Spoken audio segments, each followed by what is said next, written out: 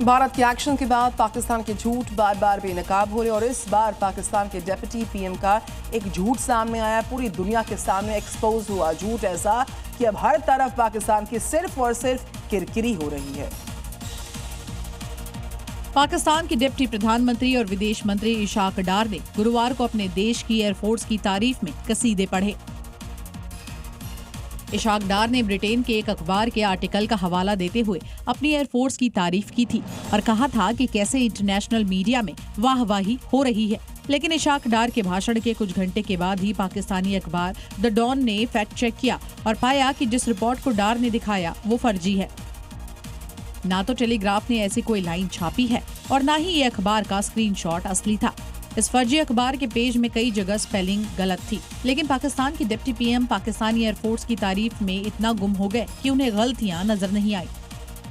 अब ये दोनों तस्वीर देखिए, एक तरफ वो तस्वीर है जिसे दिखाकर इशाक डार ने झूठ बोला और दूसरी तरफ टेलीग्राफ के अखबार का असली फ्रंट पेज जिसमें पाकिस्तान का कोई जिक्र तक नहीं है।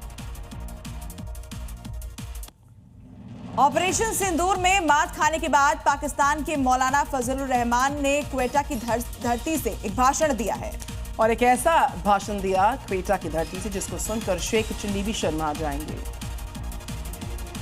ये है पाकिस्तान का बड़बोले मौलाना फजलुर रहमान, जिनका भाषण सुनकर लगेगा जैसे सच्चाई से इनका कोई वास्ता ही नहीं।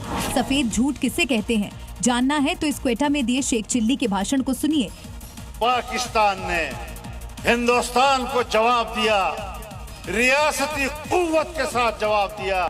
शेख चिल्ली मौलाना ऑपरेशन सिंदूर में मात खाने के बाद भी पाकिस्तान की शान में झूठे कसीदे पढ़ता नजर आया और अरब देशों को इजराइल के खिलाफ उकसाता हुआ दिखाई दिया।